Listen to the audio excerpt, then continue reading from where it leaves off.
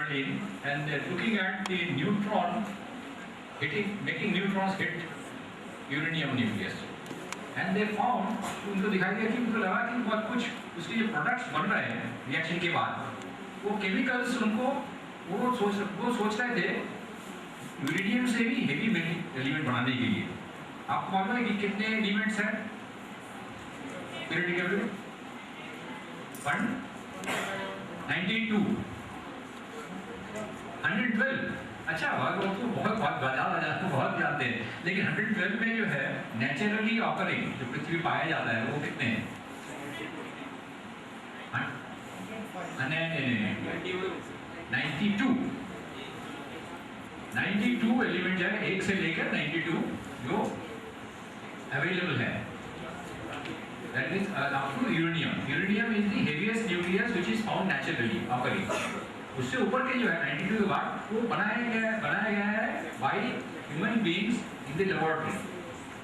112 से आगे भी गए हैं, 114, 15 भी अभी चल रहा है कि आजकल जो रिसर्च चल रहा है वो हेवी के लिए भी चल रहा है। 118 भी मतलब कुछ लोगों ने क्लेम किया है कि 118 भी मिला है, लेकिन वो सब लेबोरेटरी में बनाया गया है।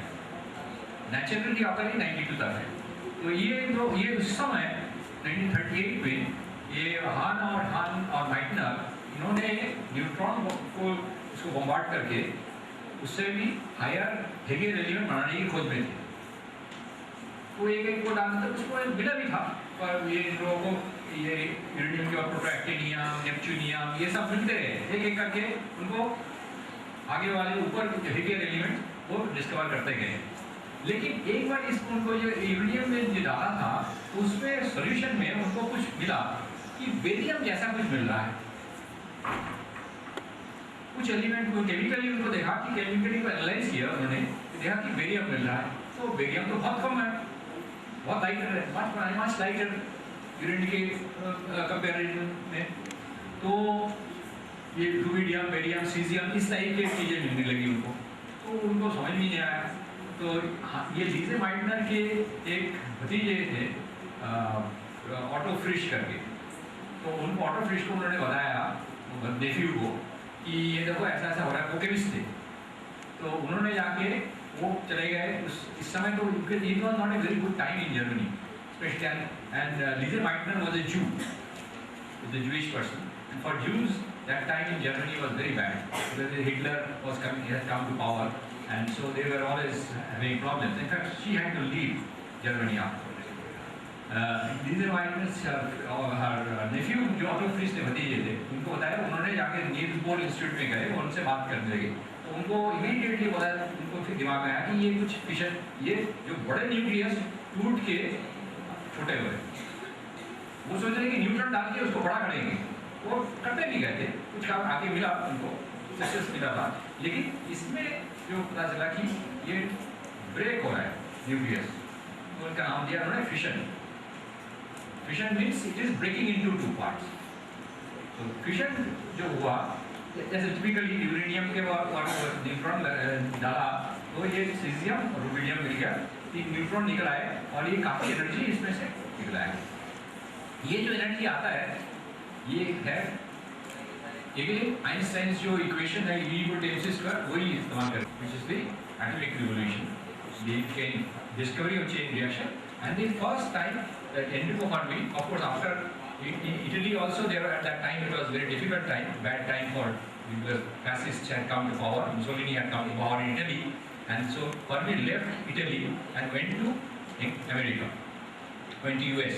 तो उन्होंने शिकागो में जाके उसके जो फर्स्ट चेन ऑयल बनाया और कंट्रोल्ड फिशन करके दिखाया कि कंट्रोल्ड फिशन हो सकता है और एनर्जी उससे निकल सकता है। The other part, other nuclear is I talked to you that what is goes on inside the sun is the fusion process, and that also can lead to lot of energy. This part we have not yet controlled.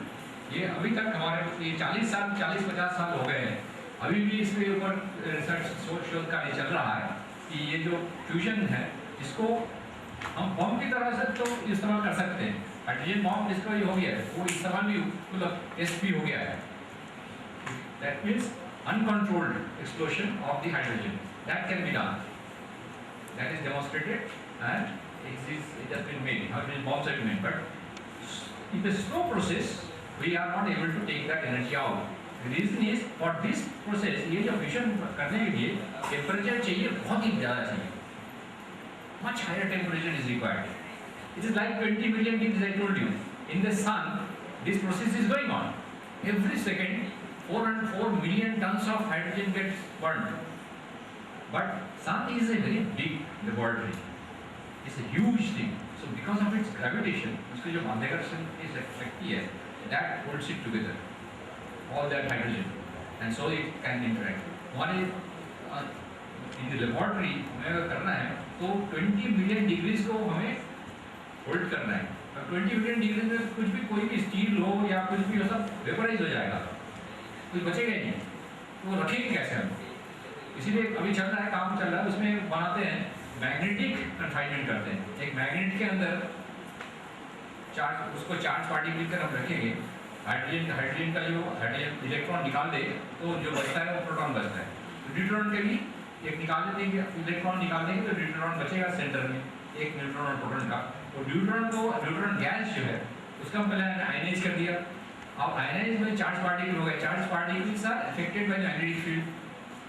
Charge particle अगर move कर रहा है तो magnetic field लगा दिया तो ये bend कर जाता है. तो आप इसको ऐसे मैग्नेटिक फील्ड को ऐसे शेप दीजिए कि चार्ज पार्टिकल घूमता ही रहे अंदर एक जगह पे.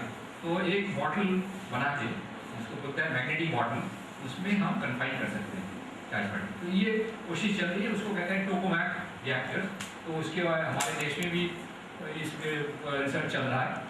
IPI institute of plasma research है गांधीनगर में, अहमदाबाद में, वहाँ पे होता है इसके काम. और एक प्रोजेक्ट पूरी दुनिया में मिलकर 7 देश मिलकर बना रहे हैं. इसको कहते हैं international thermonuclear experimental reactor ITER. वो France, Germany, Russia, USA, Britain, China, Japan and India all together they are contributing to this project. It's a very big project. ये फ्रांस में बन रहा है तो 7-8 साल लगेगा और उसके बाद इसको टेस्ट किया जाएगा कि ये लेबोरेटरी में इसके से एनर्जी कन्फाइन करके हम निकाल सकते हैं.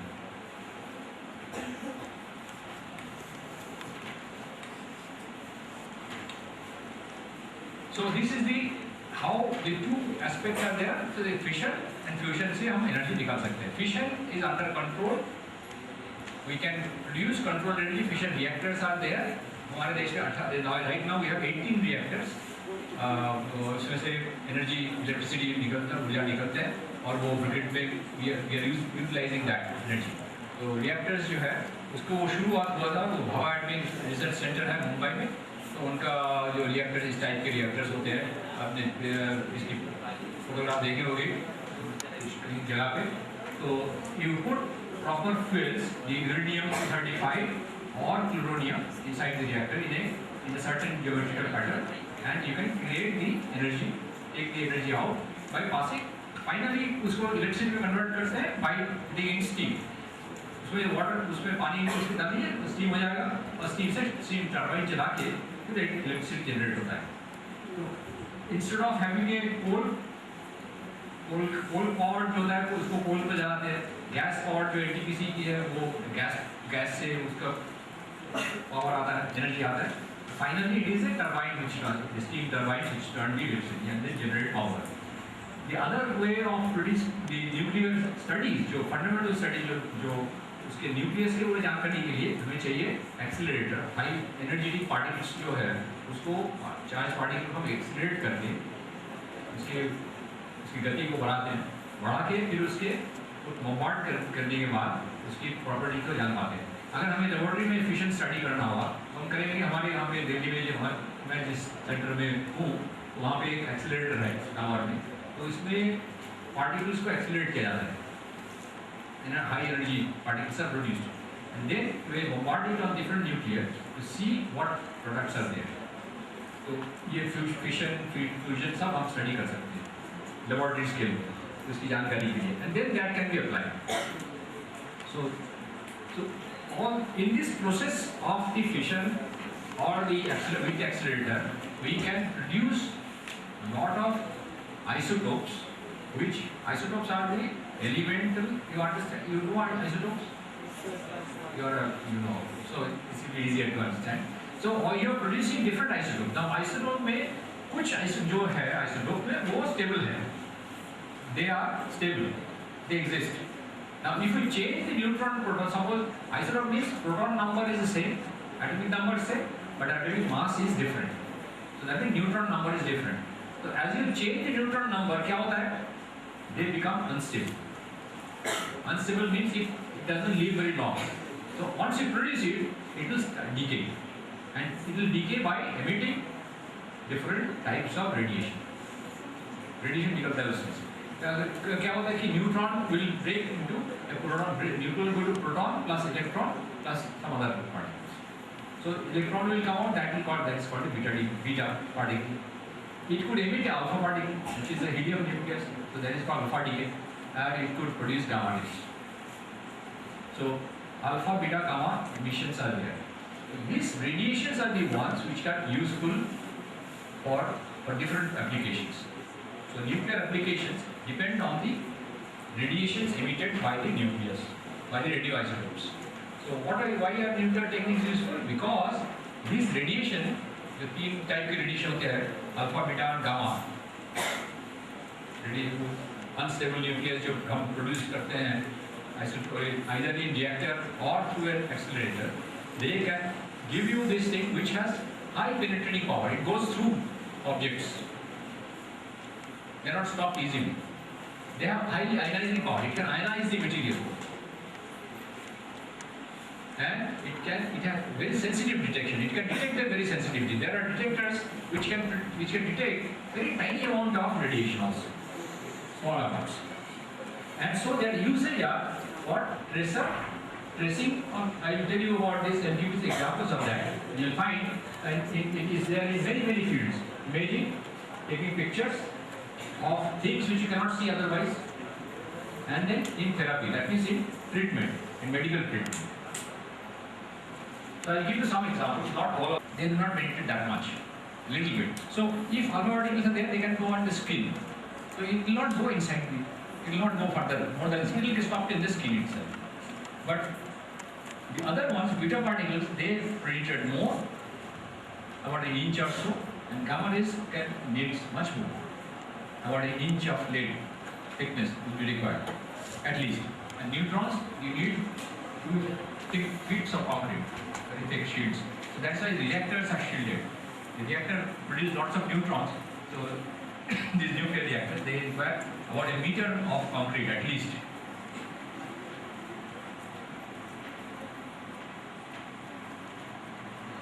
So the applications, I will not go into that. I have just listed in some of the applications, but you can see that it is बहुत सारी जगह पे इसकी एप्लीकेशन होती है. रेडियोस्कोप की मेडिकल एप्लीकेशन होता है, रेडियोथेरेपी में स्कैन्स वगैरह होता है, पेट स्कैन आपने सुना होगा. एनवायरनमेंटल आर्ट में trace element analysis you can do. Industry में यूज होता है, सेमीकंडक्टर इंडस्ट्री में materials modification, ion lithography, radiation processing, और making the plastic stronger. If you take plastic and you radiate it, it becomes by cross-linking, उसकी strength बढ़ जाती है. Curing of paints and varnishes, toxification of wastes, purification of industrial gases, explosive detection, agriculture, sterilization of food, energy generation, communication. So I will give you some few examples just to give you a flavor कि कैसे इसको इस्तेमाल किया जा रहा है. So tracer method is that you take radioisotope and trace it, just tracing it, finding out the path, how it goes. It started as this gentleman called Heaviside. He was a Hungarian physicist.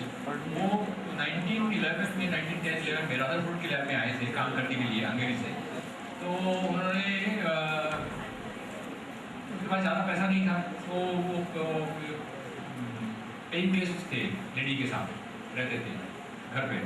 तो उन्होंने वो lab से वापस आए तो खाना dinner उनको वो खिलाती थी उनको. तो कुछ उनको शक हुआ एक बार कि जो खाना मिल रहा है वो कभी पुराने बासी खाना मिलता था उसको. तो शक हुआ कि ये रेडियो हमें बासी खाना खिला रही है. उन्होंने क्या किया, वो ट्रेसिंग, वो रेडियो एक्टिविटी लेके काम कर रहे थे, थोड़ा सा रेडियो लैब से लेके आए और खाना जो बचा हुआ था उसमें थोड़ा डाल दिया। फिर जब 3 दिन के बाद मुझे वही डिश मिला तो उन्होंने बाद कहते जो काउंटर था, काउंटर से वो पकड़ लिया कि वही पुराना खाना मिल गया, बासी खाना मिला है। So we could trace. So this is of course it may not be correct, may not be true also. It may be story built after he became famous. So this is the picture. The cartoon is like that. That is this lady is serving in the food. He said, I didn't like it last week. Why should I like it this week also? So, but then with this technique, he started and applied it to trace laid through plants, absorbed by plants. Plants you have plants. Many plants are there जो different elements को चुन के उसको Leach करके निकालते हैं. Some plants are there वो chromium लेते हैं. Some plants are there which take out gold. Some plants are taking lead and so on. So this particular thing he could trace radioactive lead डाल के उनको trace किया, उसके फिर count किया कि कहाँ plant के अंदर चढ़ गए. How the plants take. So that technique he used. And then he got this in 1943. He got the Nobel Prize for chemistry for this